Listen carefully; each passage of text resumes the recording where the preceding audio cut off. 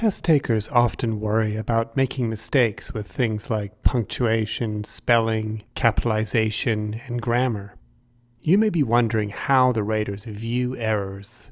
Do raters count mistakes? Is there some rule about how many mistakes test takers are allowed to make?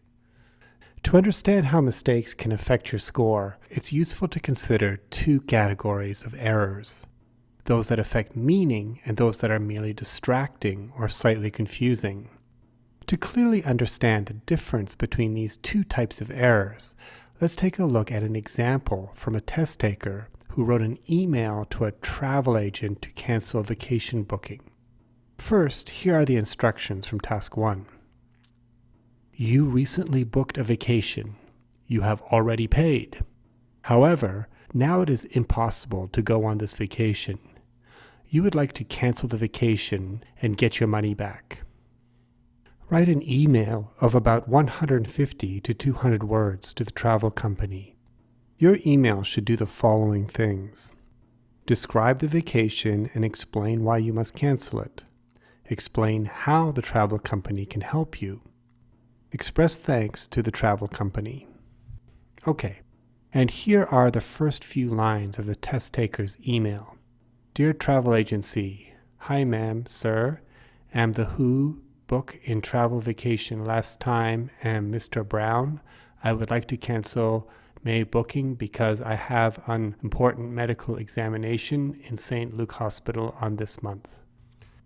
As you can see, there are quite a few spelling and grammar mistakes here, but in most cases, we can figure out what the writer meant.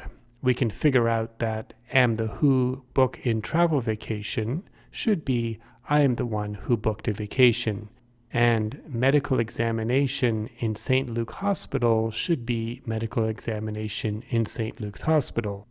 In these cases, we know what the writer means, but our experience of reading is slowed down by the fact that we need to stop and make these corrections in our heads. The word we use to describe this notion of how easy or difficult it is to read a piece of writing is readability. Lots of little errors, even if they do not interfere with meaning, will result in poor readability. Readability is important because in the real world, we don't always have the time or the patience to do this extra work as readers. If this email was sent to a real travel agent having a busy day, it's possible that he or she would delay replying to it or perhaps give up altogether. That means that even though with a bit of effort we can figure out what is being expressed in this email, it would probably not be a successful act of communication in the real world. And that is the reason it is going to lose points for poor readability on the writing test. Now, there is another kind of error in this email we should consider. Let's look at this sentence. I would like to cancel May booking because I have an important medical examination in St. Luke Hospital on this month. Now, I'm pretty sure that the writer means my booking when he writes May booking, but the fact that the sentence ends with the words this month raises the possibility that the writer means a booking in the month of May. Also in the sentence, we see this phrase, I have unimportant medical examination. Again, I'm pretty sure I know what is meant here, an important medical examination, but unimportant also suggests the opposite situation, an unimportant medical examination, which probably isn't what is meant, but this ambiguity is potentially so confusing that it may affect my understanding of the writer's predicament. These errors go beyond problems with readability. They aren't just distracting, they get in the way of comprehension and affect a reader's ability to grasp the writer's main ideas. That's much more serious. Problems like this will bring down a test taker's score quite drastically. The remainder of this test taker's email has similar errors that affect both the readability and meaning of the email. The test taker received a CELPIP level 4 on the writing test. Mistakes that affect meaning tend to be made by lower-level language learners. Higher-level learners tend to make the type of mistakes that affect readability rather than meaning.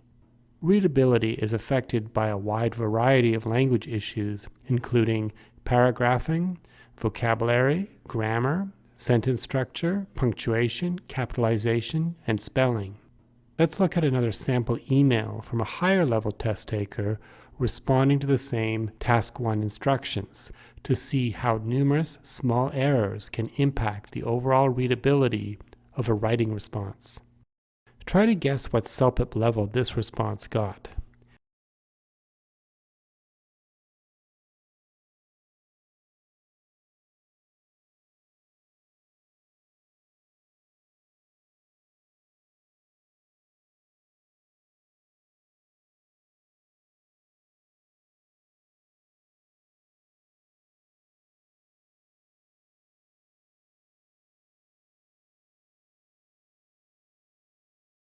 This sample response is quite successful in many ways.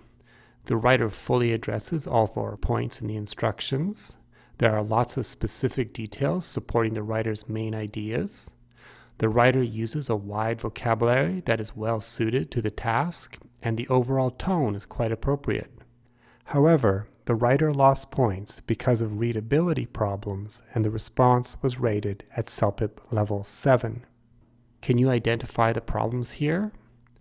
Well, first of all, if we look at the entire text on one screen, you may notice something about the overall format here. It's just one big block of text. It would really help to break this into several paragraphs like this. Okay, now let's look at some of the individual sentences. Here's the first one. There are 3 problems here. Can you spot them? We need a comma here and a period here. There's no need for name to be capitalized. Here's the next sentence. There's really only one problem here. The word previously here is unnecessary and a bit confusing. Previously makes it sound like the writer is referring to a trip prior or previous to the one he is trying to cancel. The word have is also unnecessary. The act of booking the vacation occurred once in the past, so it would make more sense to use the simple past tense. I booked a vacation to Vancouver Island. Okay, on to the next sentence. There are some verb tense problems here too, among other mistakes. Can you identify them?